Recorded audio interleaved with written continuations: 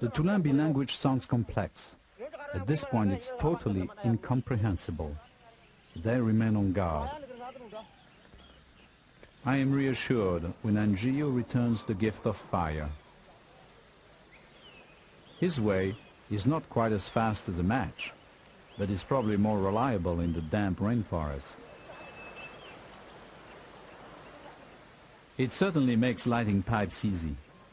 They seem to consume wild tobacco heavily. Nicotine may be the most common narcotic used by primitive societies. The first transatlantic tribes, found by Europeans, said that the white man gave them alcohol, but they got their revenge by giving him tobacco. As the light fades on this extraordinary day, the Tulambi fade into the forest. At first, Dutilleux fears that they have gone for good, but they camp nearby, where there are wonders yet to see.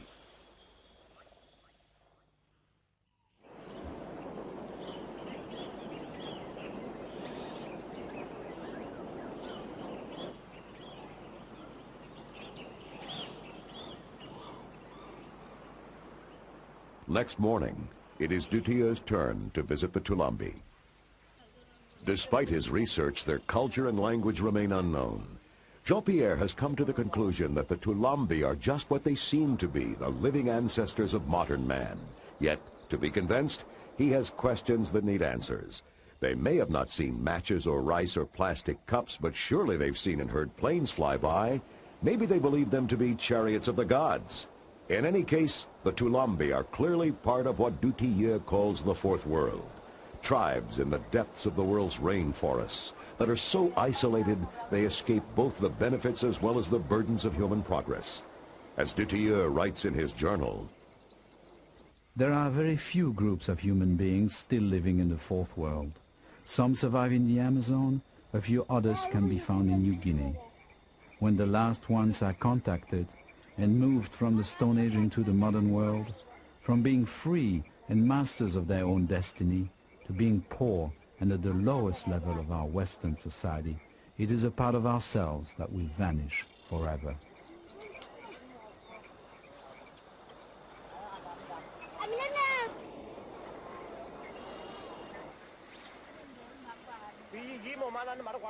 In the tribal world, paying attention to your appearance is a survival tool.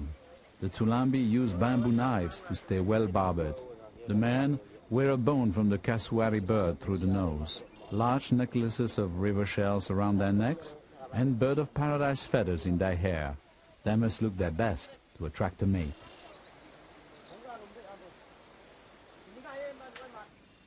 These people are hunters and gatherers. They survive by living with their environment, not off of it. The Tulambi return Dutilleux's hospitality, and Gio shows how they make arrows and spearheads. Sleep. Then Jean-Pierre gets down to work. As always in this type of situation, he uses a rudimentary show-and-tell session to begin to understand the Tulambi language. How do you call the house?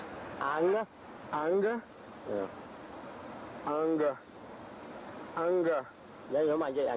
How do you call the grass skirt? This? Aiga. Aiga. Aiga. And the necklace, Nungwa. Necklace. Nunga. No. Nungwa. Kamka. Kamka. Kamka.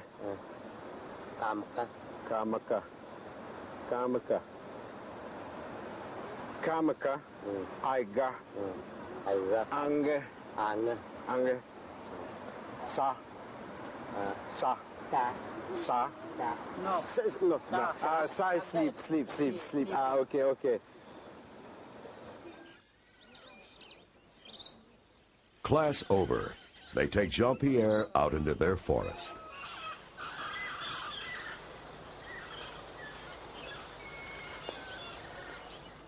Their cloaks are made from bark. They serve as raincoats by day and blankets by night. The entire tribe including the best-behaved children that I have ever met, move in uncanny silence for fear of alerting the game. They know the migration trails of animals and the best time of year to find fish, the growing cycle of the palms, bamboo, wild fruits and the roots they rely on. They are always on the move. The rhythm of their lives is that of the jungle.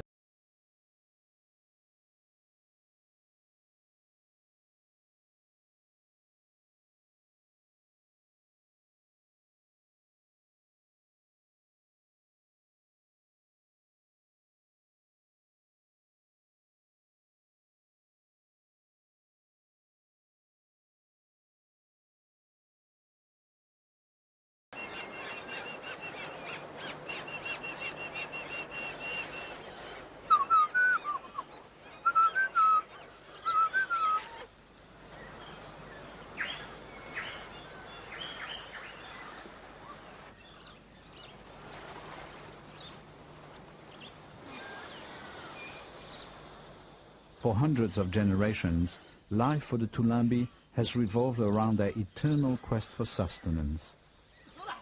It gives them no time to create complex art or a written language, to develop science or conceive profound metaphysical philosophies. Nor has their endless and simplest form of consumerism led to overpopulation, environmental destruction, or the threat of nuclear extermination.